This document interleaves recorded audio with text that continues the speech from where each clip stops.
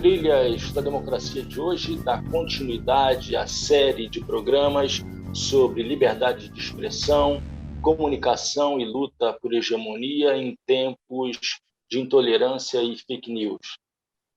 Nós hoje recebemos a integrante do coletivo Professores contra o Escola Sem Partido e doutoranda em Pedagogia em Educação pela Pontifícia Universidade Católica do Rio de Janeiro, Fernanda Moura.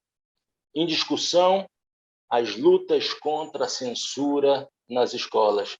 Fernanda, seja muito bem-vinda ao Trilhas da Democracia. É um prazer recebê-la nesse nosso espaço de discussão, debate e defesa da democracia e dos direitos humanos. Seja muito bem-vinda, Fernanda. Muito obrigada, professor Marco. Agradeço demais o convite. É um prazer enorme estar aqui. Fernanda, acaba de ser lançada a segunda edição do Manual de Defesa contra a Censura nas Escolas. É uma edição atualizada.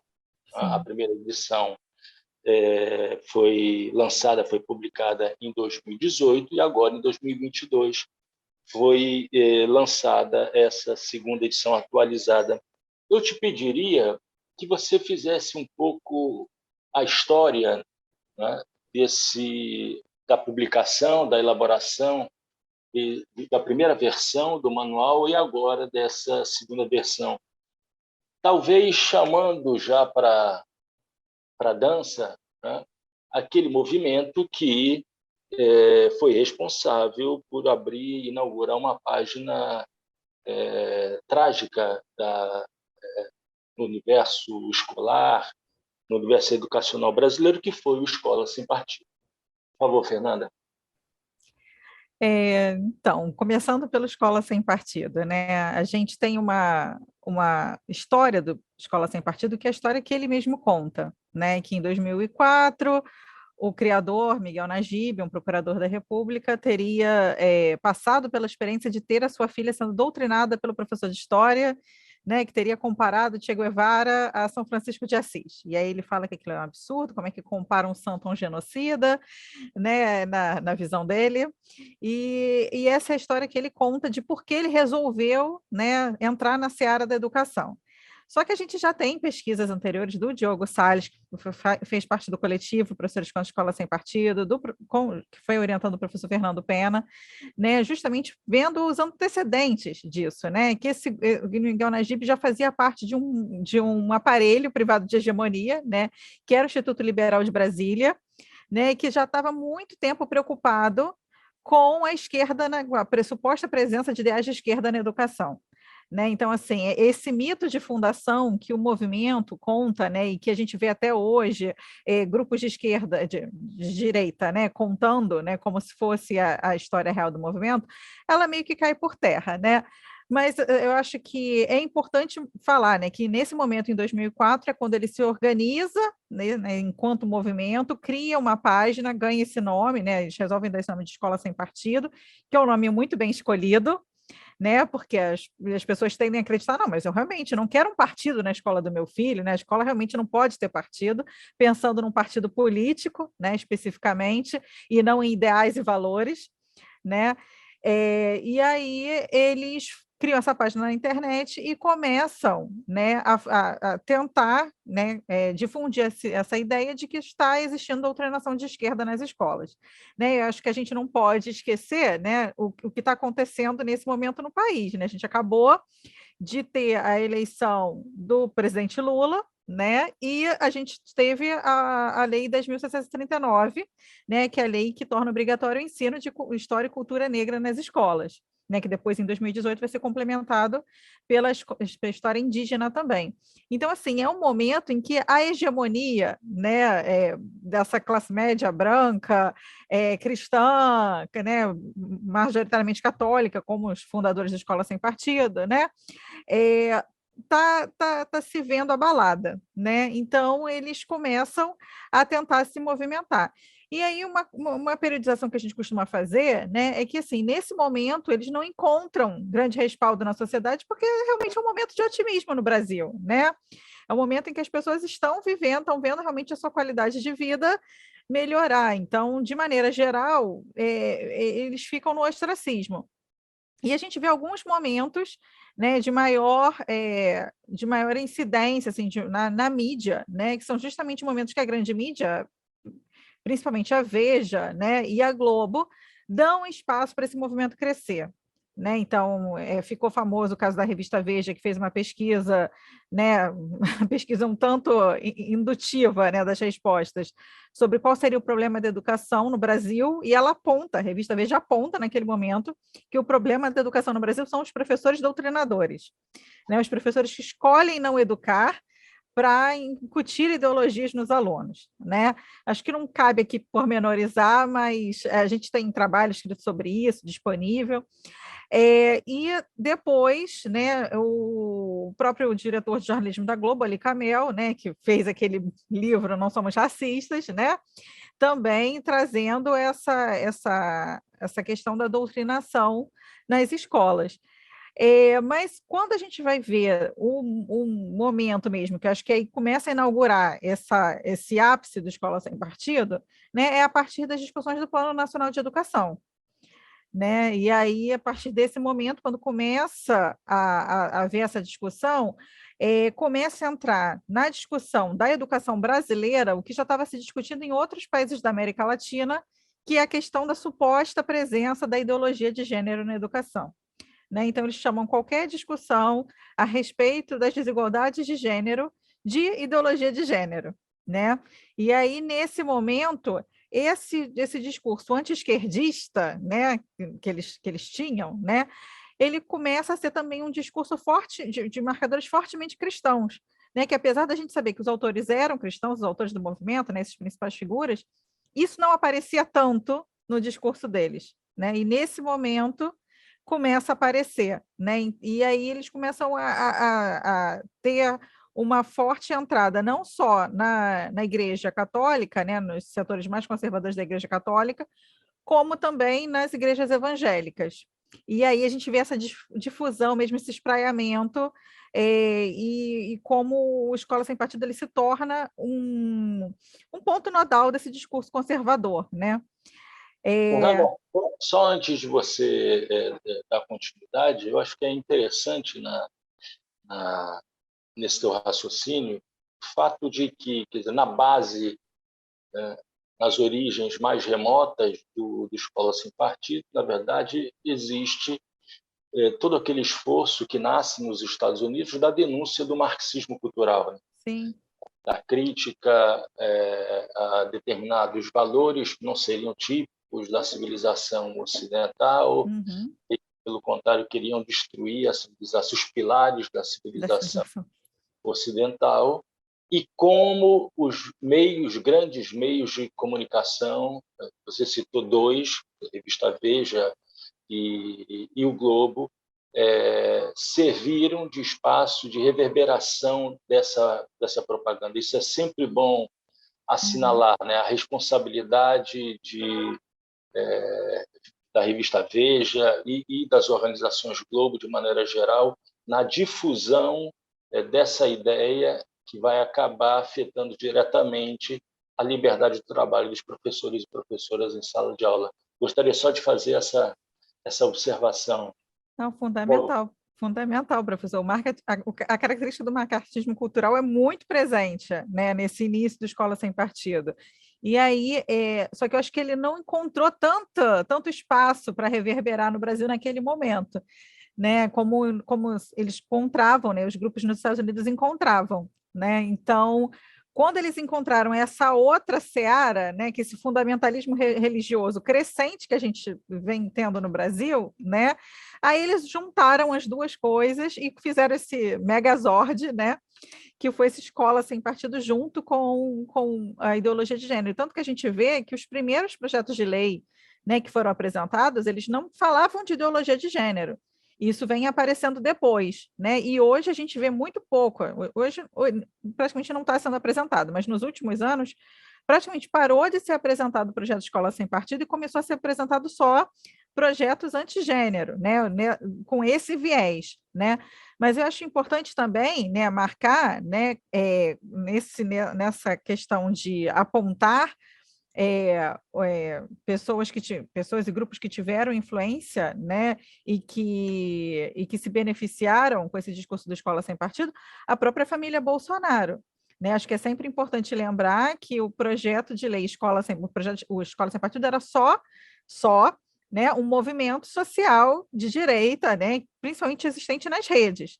Né, quando ele se torna um projeto de lei, é a pedido da família Bolsonaro, é o Flávio Bolsonaro, então deputado estadual na LERJ, né, que encomenda ao Miguel Najib um projeto de lei e, inclusive, pede que o nome seja Programa Escola Sem Partido. Né? E para a gente pensar o quanto foi importante para a família Bolsonaro esse discurso, né, de que existia ideologia de gênero e existia propaganda esquerdista comunista sendo feita nas escolas, né? Então que a família estava ameaçada e eles, né, os paladinos da justiça, né, os defensores da família e dos valores cristãos ocidentais, né, que seriam capazes, né, de barrar esse ataque contra as famílias e contra as crianças inocentes, né?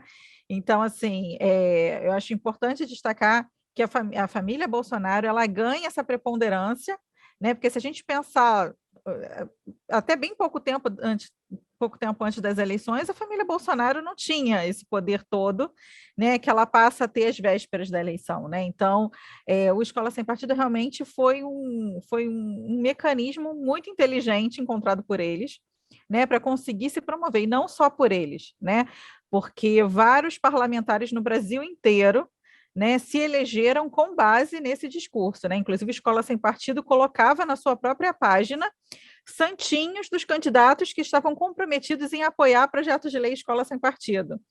Né? Durante muito tempo, durante um certo tempo, pregaram no deserto, mas quando essa onda foi se formando, foram vários os políticos que surfaram nessa onda, né? E se aproveitaram diretamente da onda.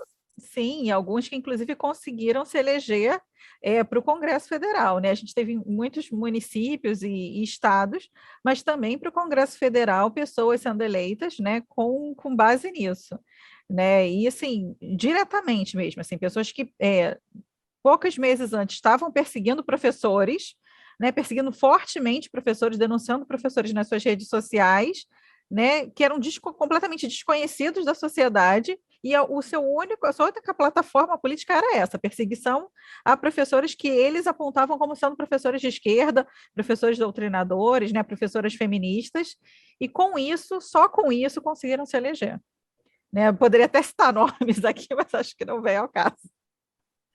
E aí, Fernanda, qual foi o impacto da lei da mordaça dentro dessa história? Então, acho que o principal impacto, né, para além da gente ter visto, né, essa ascensão da direita, né, na política, eu acho que a principal questão é realmente o efeito de autocensura. Né, porque até bem pouco tempo atrás a gente via muitos casos de denúncia contra professores, né, e aí pode parecer um contrassenso, assim, olhando de primeira, né, o fato de hoje a gente, com o governo Bolsonaro, ter menos casos de professores sendo denunciados. Né? Assim, de primeira, você acha estranho. Né? Então, a perseguição diminuiu, né? Mas eu acredito que a principal questão seja porque está havendo autocensura. O professor pensa 2, 3, 4, 5 vezes se vai falar determinado assunto na sala de aula ou não. E não estou falando só de assuntos políticos, né, ou assuntos que a gente poderia de cara considerar polêmicos, né? Assuntos que até bem pouco tempo atrás eram assuntos muito assentados dentro das disciplinas escolares, né? Hoje não são mais, né? Hoje um professor pensa se vai ensinar aquilo ou não, porque virou um tema controverso, né? Então, um exemplo básico, assim, no campo da geografia, a luta pela terra, né? O papel do MST, da reforma agrária. Hoje, como é que um professor de geografia aborda isso, né? No campo das ciências, né?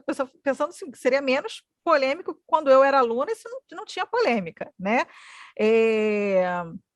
A questão da teoria da evolução, né? Hoje, isso é vacina, né? Um professor hoje que discute o papel das vacinas, né, para a saúde pública, para a saúde coletiva, ele pode ser considerado um professor doutrinador, né? Porque não aponta os dois lados da questão, né? Que dois lados são esses, né? A vida ou a morte. Você pode escolher morrer, né? Você pode escolher matar as pessoas, né? Mas Fernanda, você não considera também que, para além da autocensura que possivelmente exista, não há também a possibilidade de ter havido uma certa virada no clima político do país nos últimos anos, exatamente no decorrer da pandemia da Covid-19?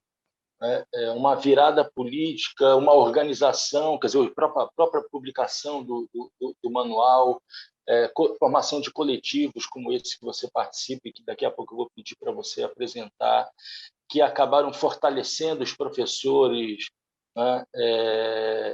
Ou seja, uma mudança na correlação de forças dentro da escola, também não haveria isso? eu acho que pode haver, eu acho que a gente ainda carece de pesquisas em escola para conseguir afirmar isso com toda certeza, assim.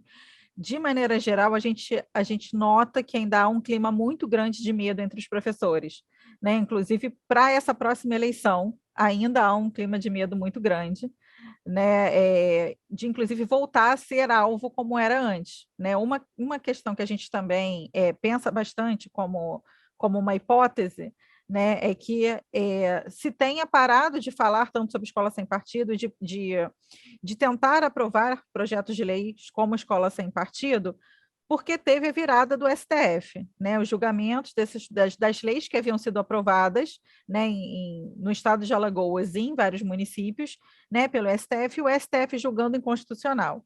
Né? Então, a gente acredita que por conta disso não se tenta aprovar no nível federal para não haver essa derrota retumbante, né? E se para de movimentar esses projetos de lei por enquanto, né? Pelo menos, para que não tenha essa série de derrotas, né?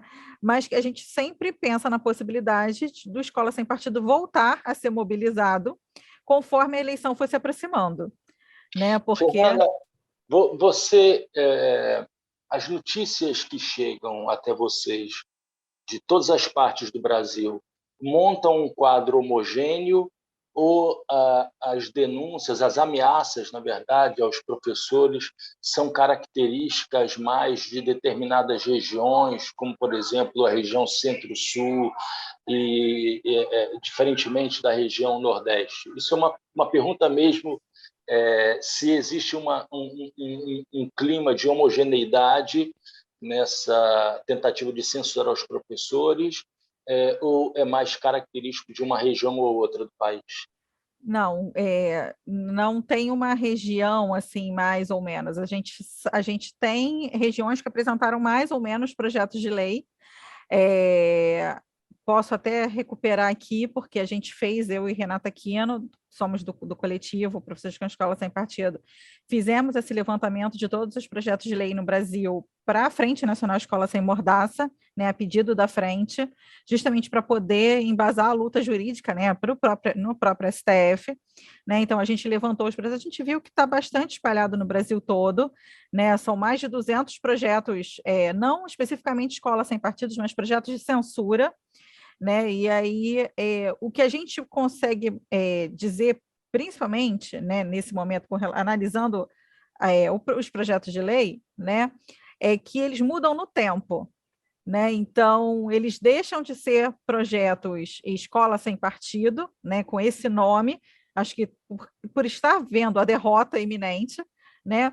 E começam a se tornar outros tipos de projetos de censura, né? Então, aí projetos antigênero, projetos que eles chamam de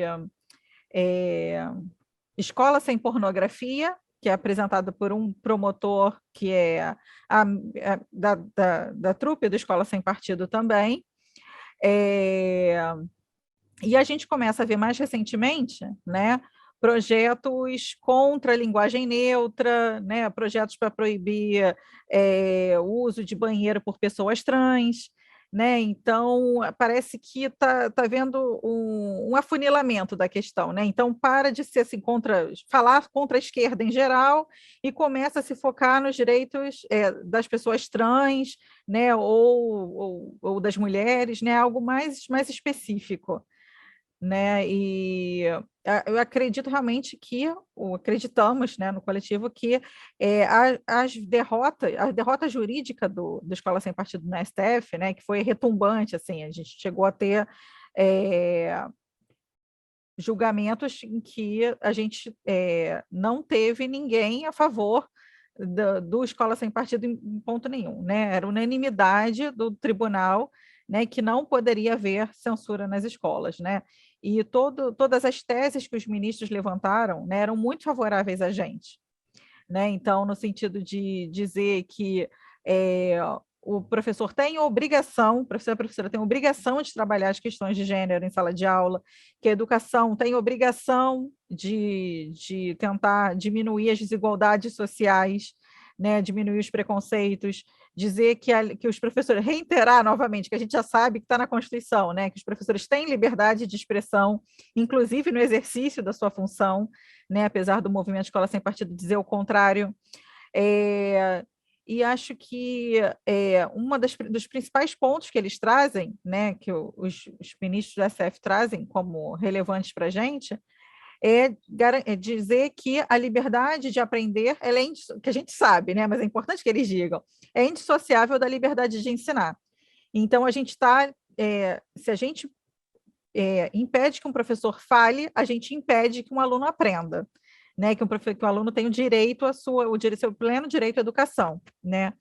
E, Fernanda, você já disse aí, você já elencou uma série de temas que assustam os ultraconservadores, mas eu gostaria que você recapitulasse e desse um panorama de quais são esses temas que são mais utilizados para denúncias, para ameaças contra os professores e professoras em sala de aula. Então, acho que o principal, assim, né, é o de partidarização, né, de que os professores estariam promovendo determinado candidato ou, principalmente, né, falando mal dos candidatos da direita, né, indo contra a ideologia de direita, se colocando contra, né, falando mal do atual presidente. Então, essas são as principais denúncias, né, ou foram durante a maior parte do tempo. Ou seja, os professores não assumem a sua neutralidade, né? Necessidade de neutralidade. Exatamente, né?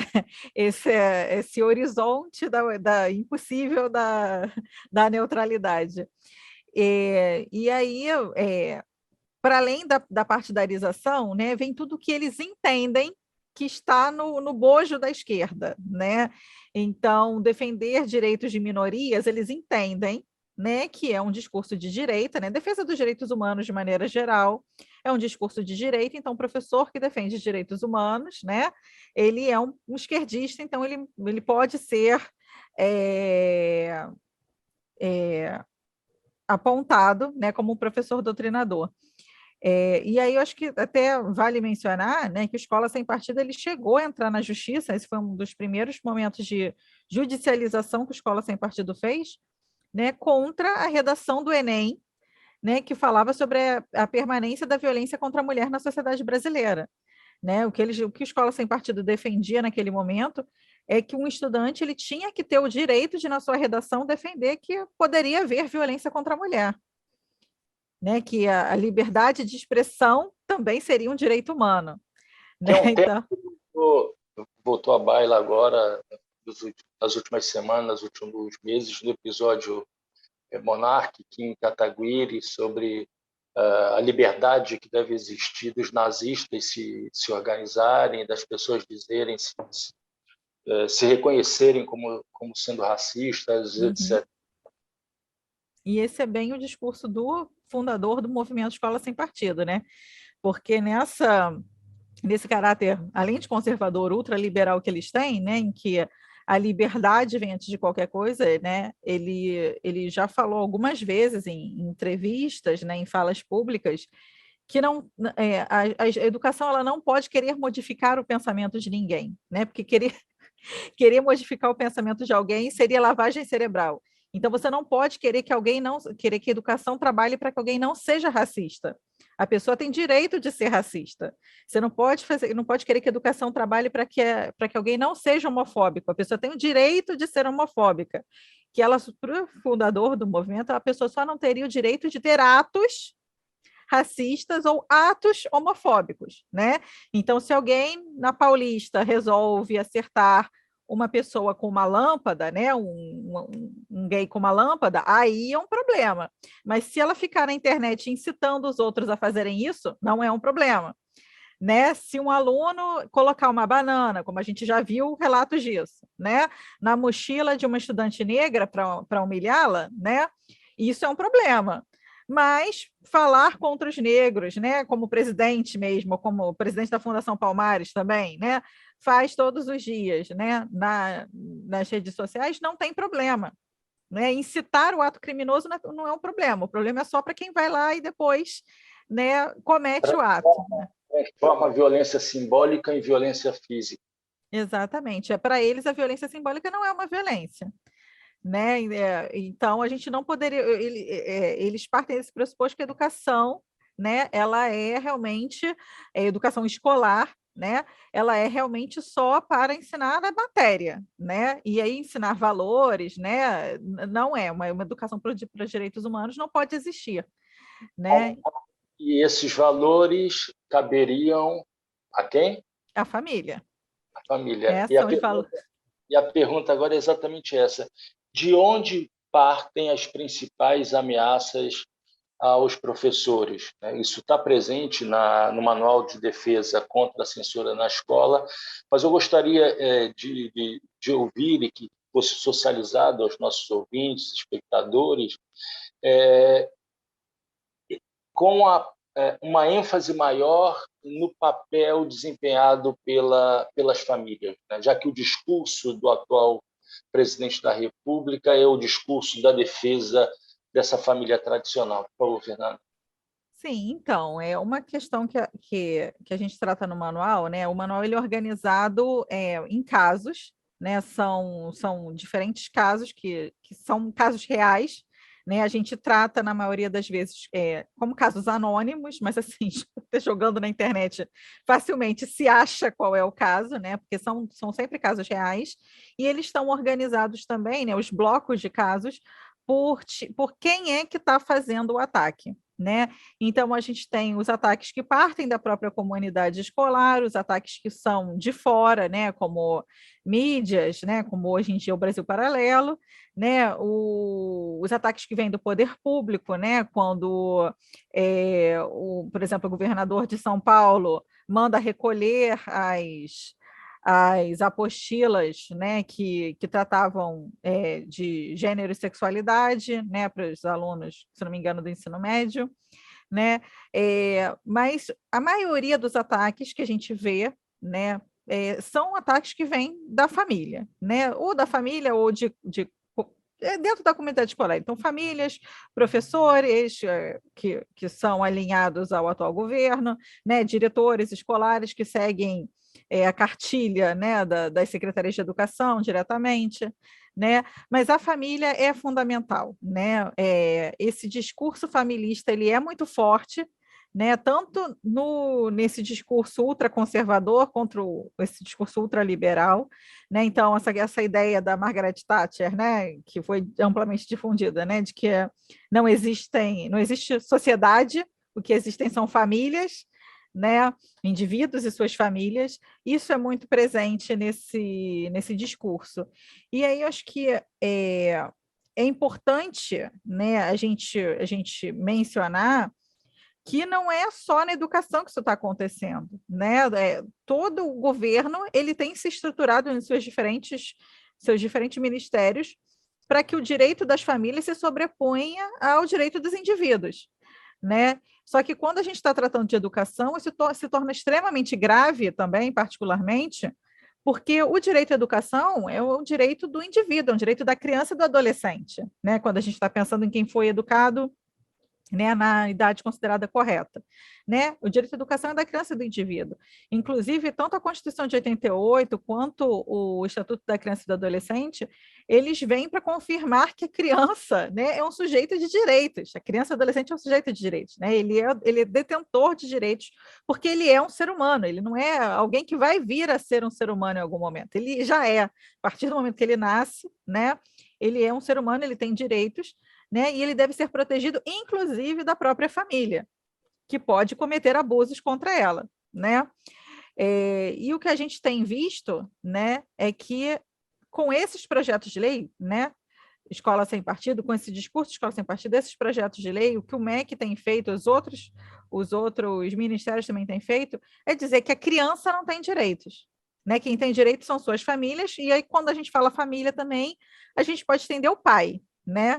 Não é nem a mãe, é o pai que tem direitos, né? A gente já parte desse pressuposto. Família é uma maneira mais inclusiva de dizer o pai, né? Então, que as famílias que teriam direito. Então, uma coisa que está muito presente no discurso deles, né, que eles sempre repetem, né, é que os pais têm direito a que seus filhos recebam educação moral que esteja de acordo com as suas próprias convicções, né? E o Miguel Najib diz sempre que ele não inventou isso, que isso tá em leis internacionais, né, que estaria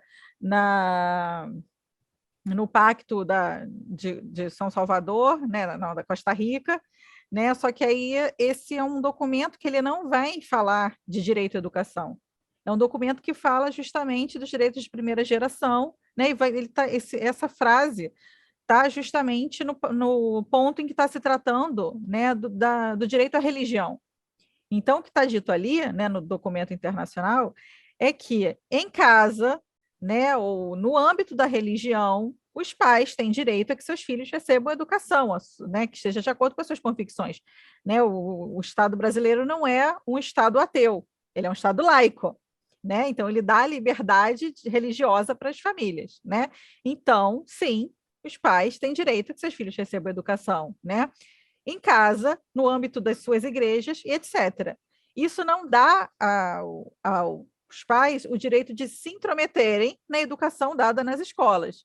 Aí é outra coisa, né? Aí a gente tem, no âmbito internacional, o pacto seguinte, que é o de São Salvador, né? Que aí vai tratar do direito à educação especificamente, e vai no mesmo sentido que vai a nossa Constituição de 88 e vai toda a legislação brasileira, que é o de dizer que a educação ela tem um compromisso em formar, né, uma sociedade melhor, uma sociedade mais justa, mais igualitária, né, em formar cidadãos capazes de participar dessa sociedade. Né? Então, esse discurso do Escola Sem Partido, né, que eles estão disputando, né? Eles disputam o significado de família, eles disputam o significado de educação, o significado de direitos humanos, né? Então, eles gostam muito de usar o direito, né? E de fazer uma leitura própria do direito. Né? Não sou do campo do direito, então não sou a melhor pessoa para falar sobre isso. Né? Mas, assim, quando eles usam determinados argumentos que conquistam boa parte das pessoas, porque supostamente, né, são argumentos jurídicos válidos, só que não são. Né? Só que estão sendo lidos da maneira errada, estão sendo aplicados no momento errado, no lugar errado. Né? Então, Ana, Oi. como é que vocês... Quer dizer, a atual edição atualizada do manual já trata disso. Né? Já. Mas como é que vocês têm discutido, têm refletido, têm se manifestado acerca das iniciativas da criação das escolas cívico-militares e também, por outro lado, do ensino em casa, do ensino sendo assumido, a educação sendo assumida pelas próprias famílias? Como vocês têm tratado e enfrentado isso? Então, eu acho que aí vale voltar um pouquinho em quem faz o manual, né? O manual, na primeira versão, ele tinha um conjunto de 60 entidades, né? Nessa segunda versão já são 80 entidades, né? Ele é escrito por uma dezena de educadores, né? Que fazem parte dessas diferentes entidades, que são entidades, né, de defesa dos direitos humanos, então, especificamente, né, do campo da defesa da educação, defesa das mulheres, da população LGBT, da população negra, né, que estão ali juntos, né, pensando que a educação é fundamental para a defesa dos direitos humanos, né? E assim que a gente se organiza, né, a gente começa, né, o manual, a pensar diferentes formas de agir, e o manual é uma delas, né? O manual é talvez a mais visível, a mais difundida, assim, que as pessoas conseguem saber da existência, inclusive dessa coalizão, né, em defesa da democracia, na educação e na sociedade brasileira, vendo a lista das entidades que estão ali presentes no manual. Mas a gente também age, né, de outras maneiras, inclusive judicializando os casos, né? Então, levando esses casos ao STF, né, dos projetos de lei aprovados, né, entrando em contato com o Ministério Público, tudo isso, né? Então, é assim que a gente vai se organizando.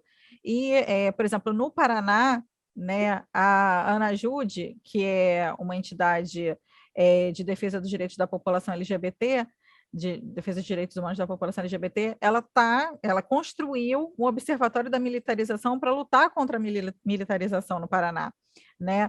E assim, a gente entende que o homeschooling e a militarização de escolas, elas são assim, o ápice da escola sem partido, né? Porque aí ou você impedir totalmente a discussão de gênero e raça, né? E de ideologias políticas, exatamente, nas escolas, né? Ou é você, inclusive, tirar o seu filho da escola para que ele cresça nessa bolha em que ele só tenha contato com o seu pensamento, né? Então, de toda maneira, né, ou por impedir que o assunto chegue na escola, ou impedir que o aluno chegue à escola, né, é o ápice da escola sem partido, né? Então, a gente... um elemento de caráter fascista nessas propostas, né? Porque, à medida em que, ao trazer o filho para ser educado em casa, né, na verdade, você está restringindo a própria sociabilidade do estudante, reduzindo a uma vida numa comunidade. Uhum. Né? Então, o espírito comunitário é presença marcante na ideologia fascista e nazista. Sim, a comunidade e a família, né? E a igreja. É interessante que eles citam isso bastante, assim, quando eles vão defender os projetos de homeschooling, o que eles falam os nossos críticos falam que a escola também serve para socializar, mas eles não levam em conta que as crianças podem ser socializadas no curso de inglês, no clube e na igreja, que a criança pode ser socializada indo ao mercado. Como assim, né? Pode ser socializado indo ao mercado, né? E você leva o seu filho para comprar coisas ali, ele olha em volta e isso é socialização. Ele está tendo que... Um raciocínio pré-moderno, né? Anterior à Revolução Francesa, a própria ideia de escola pública, inclusive da escola particular. Uhum. Exatamente. Assim, é claro que a gente não vai achar que a escola particular é a escola que melhor socializa, né? Que permite o maior contato com o dissenso, né? Essa seria, por excelência, a escola pública, né? Mas mesmo a escola particular confessional, né? Ela vai permitir um espaço de dissenso infinitamente maior do que a criança ser educada dentro da sua família. Né? E sem contar, né, a própria questão de que a escola ela faz parte de uma rede de proteção à infância. Né? Então, o que a gente já mencionou anteriormente, né? Às vezes a criança precisa ser protegida da sua própria família, né? Inclusive pensando em violência sexual. Né? Então, a escola, assim como a educação, assim como a saúde, né? A escola, assim como os postos de saúde, os médicos, né? Eles precisam garantir que aquela criança não está sendo abusada física, psicologicamente e sexualmente. Né? Como a gente garante a proteção de um indivíduo que não tem como acessar, né, o Estado para pedir proteção para si. Né? Então, a criança precisa estar em outros espaços fora da própria família. Né? E eu acho que se a gente pensar nesses casos que a gente vive tendo contato através de notícias, vindo dos Estados Unidos, né, que é o país onde o homeschooling é mais praticado no mundo, a gente tem uma noção disso, né? Famílias com 20 filhos, todos educados no homeschooling, todos sendo abusados durante décadas, né? E assim, aí a mãe é mãe do próprio irmão, né? Porque teve filho com o pai. E a gente tem notícia disso o tempo inteiro através da mídia, né? Chegando dos Estados Unidos, né? É isso que a gente quer para a sociedade brasileira, né? Esse tipo de coisa, né? Que os pais possam dispor dos seus filhos como bem entenderem, que a gente volte, né? Nesse patamar pré-88, pré-ECA também, né? De que a criança não seja mais vista como um ser humano, né? Como um sujeito de direitos e seja visto como um bem que o pater, família, né, pode dispor. É isso que a gente quer, né?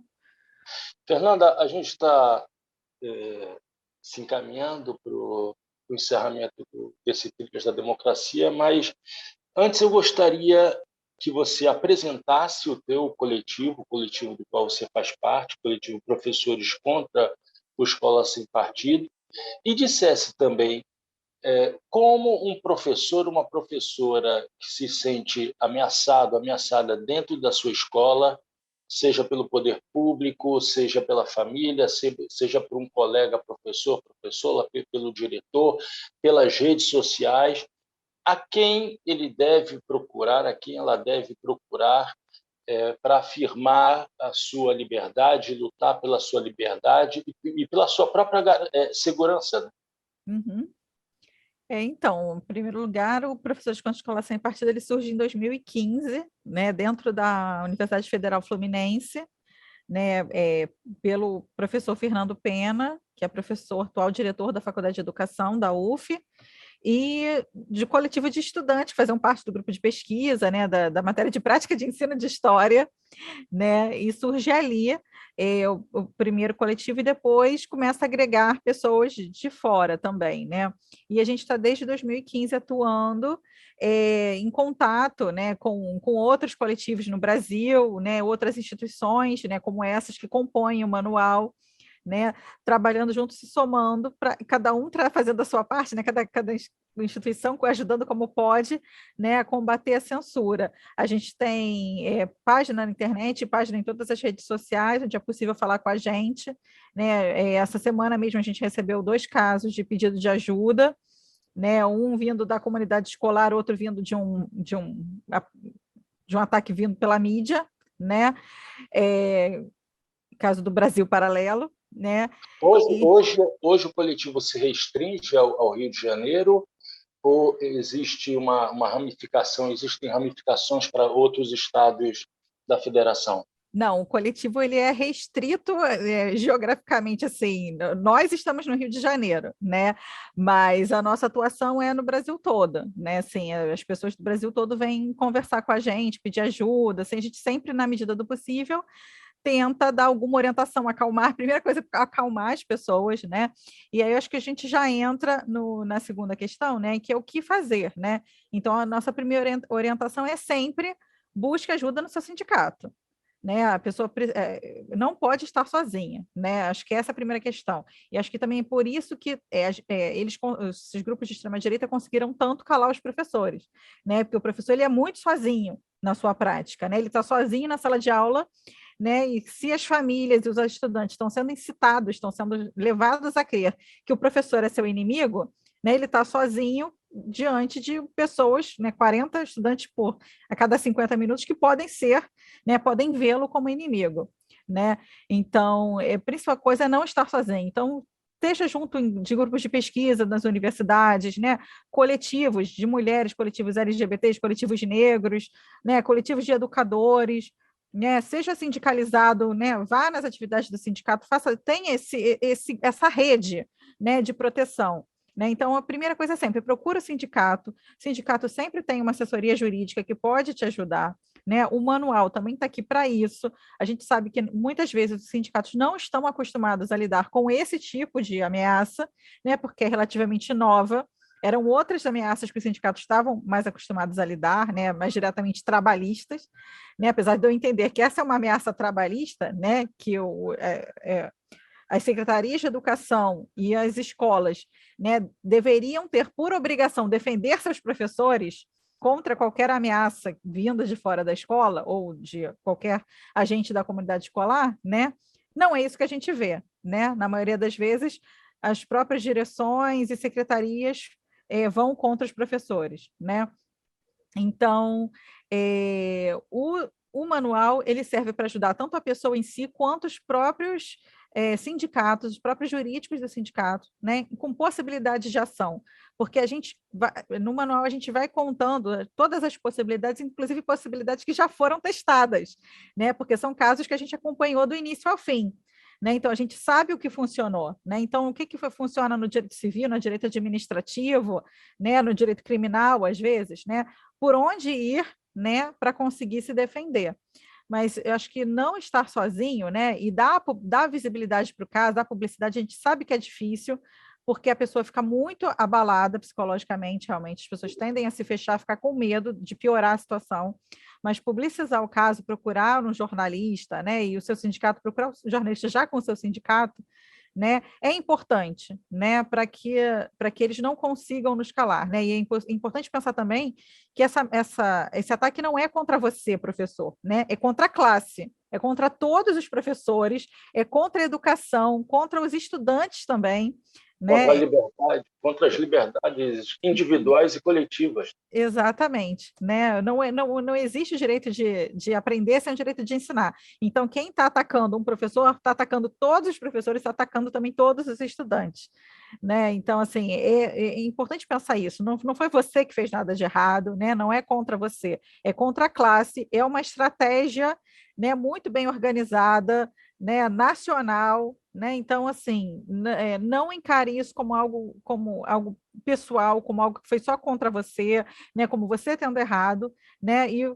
se organize e vá atrás, né, de lutar para que essas pessoas que estão te perseguindo, inclusive, sejam responsabilizadas por isso. Fernanda, uma ultimíssima pergunta. Onde encontrar o Manual de Defesa contra a Censura nas Escolas, na sua versão atualizada?